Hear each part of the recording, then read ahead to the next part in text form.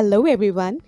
Today we will discuss about The Umbrella written by Guy de Maupassant. ये story शुरू होती है एक 40 साल की महिला से जिनका नाम है ओरिएले। ये बहुत ज़्यादा खड़ूस टाइप की हैं और साथ ही साथ ये बहुत ज़्यादा कंजूस हैं। घर में हमेशा चिड़चिड़ करती रहती हैं, हमेशा इनका टेम्पर हाई रहता है और घर में बहुत ज़्यादा चिल्लाती हैं। पर जब ये बाहर जाती हैं ना तो इनकी आवाज़ भी नहीं निकलती है। मतलब घर में शेर है और बाहर भीगी बिल्ली है ये। और इनका जो हस्बैंड है मोनशेर, ये बहुत हम्बल पर्सन है और अपनी वाइफ की हर एक बात सुनते हैं। वाइफ जो भी कुछ कहती है ना इनसे ये करते हैं। वाइफ का डर इनके मन में बहुत रहता है, इसलिए अपनी वाइफ की छोटी सी छोटी बात ये सुनते हैं और करते भी हैं। वाइफ का बहुत ज़्यादा डर है इनके मन में।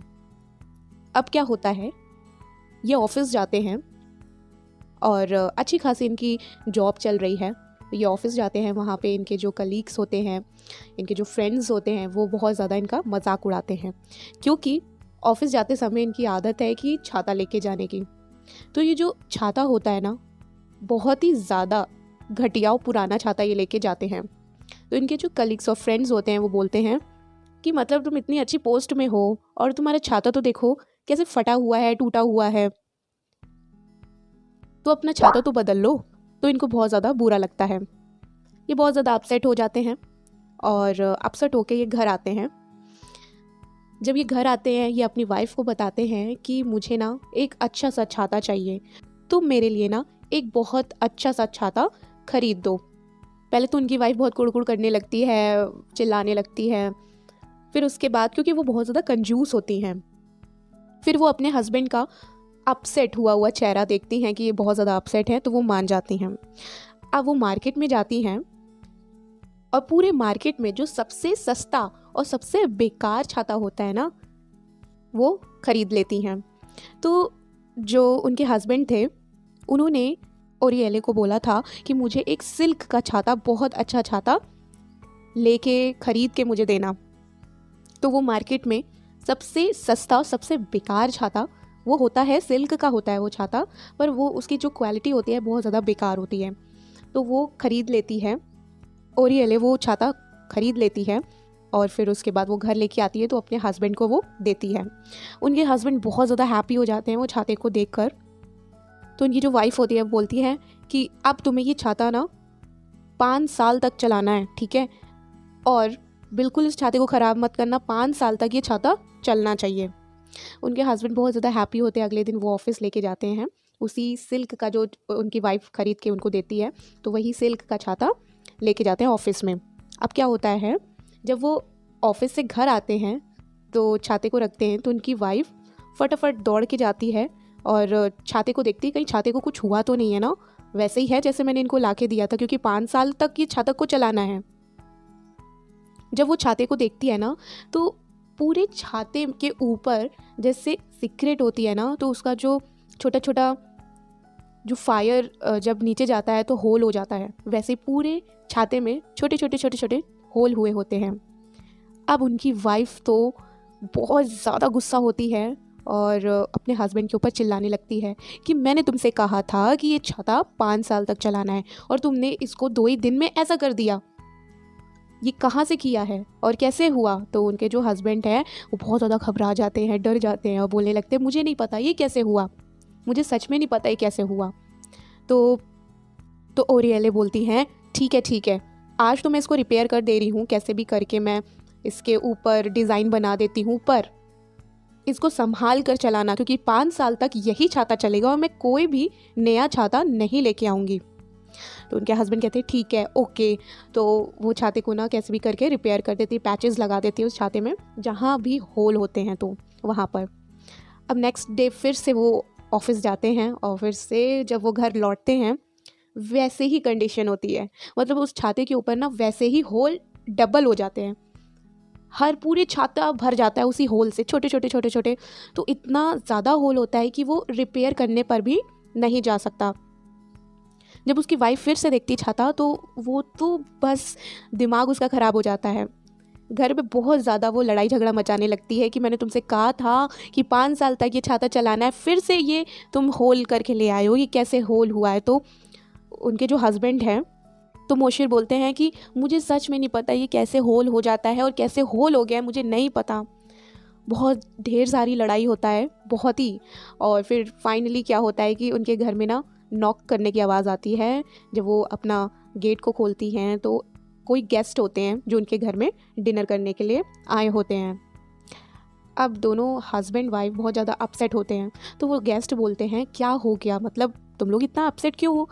तो वो जो अम्ब्रेले होती है वो बता देती है, क्या बताएं कि मतलब इनको मैंने छाता ला के दिया था, वो भी इतना अच्छा सिल्क का, और वो भी 18 फ्रांसिस का था। इन्होंने ये छाते में ना पूरा होल होल कर दिया है, और मैंने इनसे कहा था 5 साल ये छाता चलाना है, पर इन्होंने 2 दिन में ये छाते को बहुत ज़्यादा गंदा कर दिया है। इसमें होल होल होल पता नहीं कहाँ से करवा के ले आए हैं।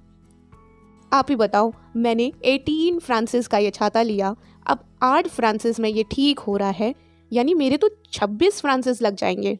आप ही बताओ मैं क्या करूं। तो वो गेस्ट बोलते हैं कि तुम फायर इंश्योरेंस में इस छाते को दे दो, वहाँ पे इसका रिप्लेसमेंट हो जाएगा तो अच्छा रहेगा। तो बोलती है कि नहीं, अब मतलब 26 फ्रांसिस लग जाएंगे, मैंने 18 फ्रांसिस का ये छाता लिया है, मतलब इतना पैसा लग जाएगा, मैं क्या करूं, मुझे कुछ समझ में नहीं आ रहा है। तो वो गेस्ट बोलते हैं नहीं नहीं इतना नहीं लगेगा, तुम जाओ तो पहले तुम जाओ देखो तो वो मान जाती है।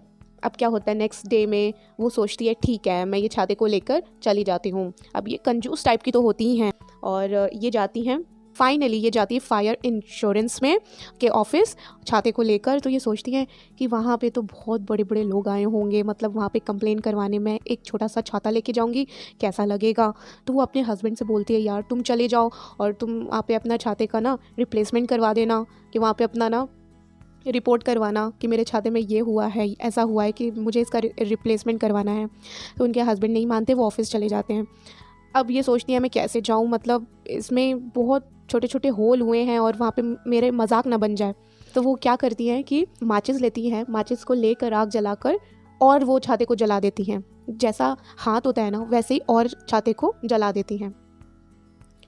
अब जला के वो जाती हैं ऑफिस, फाइनली वो ऑफिस चली जाती हैं, फायर इंश्योरेंस के ऑफिस जाती हैं, और वहाँ पे ना बहुत ही सारे काउंटर होते हैं।